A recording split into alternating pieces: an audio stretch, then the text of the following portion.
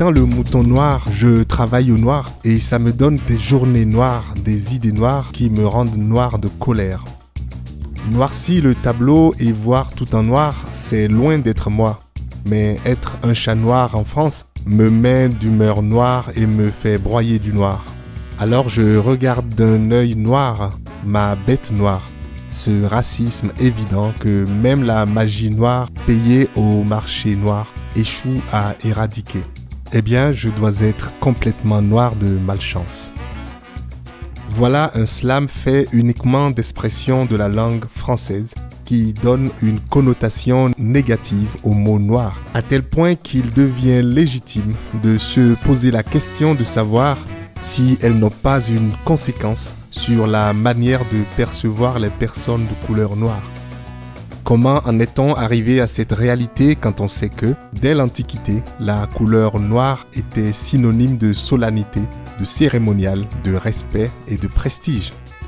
Bonjour à toutes et à tous et bienvenue dans un vol du Sankofa un peu particulier à travers la langue française et ses expressions. Tentative d'éclairage sur un lexique hautement sensible, inspiré très largement d'un article publié sur le site de l'association Africulture, www.africulture.com. Éphéméride africaine, pas mon papa. Michel Pastoureau, dans son livre « Noir, histoire d'une couleur », a montré qu'il y a eu une mode du noir vers 1500 liée aux progrès techniques qui ont permis de teindre des tissus dans un noir intense. Forcément, cela coûtait très cher et ces étoffes colorées sont ainsi devenues celles des princes. Et depuis cette époque, le noir est signe d'élégance et nous vivons encore avec cette idée. Les tenues de soirée, les robes noires sont celles considérées comme les plus chics et nous devons cela au Moyen-Âge. On est donc certain qu'il s'est produit un glissement sémantique, même si les historiens divergent sur la période exacte durant le Moyen-Âge. Dans son livre « Le nègre romantique, personnage littéraire et obsession collective », paru en 1973, Léon François Hoffmann écrit « Le statut péjoratif du noir n'a guère changé depuis le XIIIe siècle, lorsque cette couleur est associée pour la première fois au diable, comme en témoignent les nombreuses représentations iconographiques du Haut Moyen-Âge. Ainsi, dès que le mot nègre d'origine ibérique est adopté par le français au tout début du XVIe siècle, on l'utilise pour faire référence à Satan, dénommé ainsi le Grand Nègre. Pour William B. Cohen, dans son œuvre majeure Français et Africains, les Noirs dans le regard des Blancs, c'est au début de la traite négrière que les auteurs français ont continué ce processus pour légitimer l'immoralité, le manque d'âme ou encore l'inhumanité du noir. Il reprend ainsi des citations de philosophes dits des Lumières comme Voltaire ou Montesquieu sur les Africains et leur couleur de peau. Selon Mamadou Cissé, enseignant-chercheur au département linguistique de l'université Cheikh Anta Diop de Dakar, dans la langue française de l'époque, le mot noir est associé à tout ce qui est sombre et impénétrable. La couleur noire était parfois même apparentée à une forme de souillure, voire de maladie, comme dans l'expression « la peste noire ».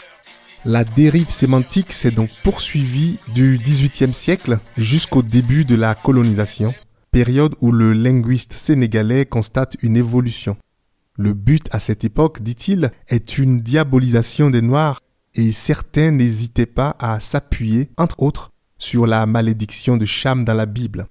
Il fallait bien préparer le terrain de la conquête colonisatrice. Ainsi, ce glissement sémantique est intégré et fait partie de la langue française partout et au quotidien. Pour Lilian Thuram, champion de foot et très engagé dans la lutte contre les discriminations, la meilleure des choses serait que les personnes discriminées n'intègrent pas elles-mêmes ce complexe. Je suis antillais, dit-il, et dans la génération de ma mère, quand un enfant naissait avec la peau claire, on disait qu'il avait la peau chapée, c'est-à-dire la peau échappée du noir. En clair, les gens étaient contents que l'enfant ne soit pas très noir, ce qui revient à dire qu'eux-mêmes ont un problème avec leur propre couleur de peau.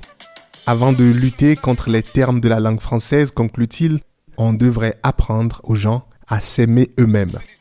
L'excellent rappeur français d'origine congolaise Youssoupha, lui, reconnaît que les projections faites sur sa couleur noire de peau dans la langue et dans la société française ont eu une importance capitale dans sa construction personnelle. En France, explique-t-il, au sujet de la pochette de son album Noir Désir, il est généralement admis que ce qui est beau est blanc. Un ange de couleur blanche, c'est la bonté, l'innocence et l'immaculée. Alors il a choisi de mettre cette affiche de pochette avec cet enfant qui, dans sa noirceur, est beau, brillant et charismatique. Une réponse aux références ange noir pour dire ange déçu, ange maudit. Mon cliché africain du jour est une expression, le Black Friday, vendredi noir en français. C'est la première expression citée par des collègues à qui j'ai posé la question en préparant cet épisode pour voir si spontanément ils me citeraient des expressions qui donnent une image plus positive du mot noir. Black Friday, donc l'Amérique au secours du français encore une fois.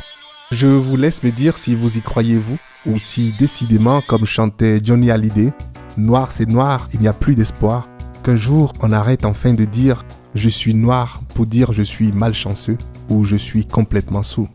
Et c'est sur un sankophone noir et positif que je vous retrouve jeudi pour continuer ce voyage en langue française avec un plaisir sans cesse renouvelé.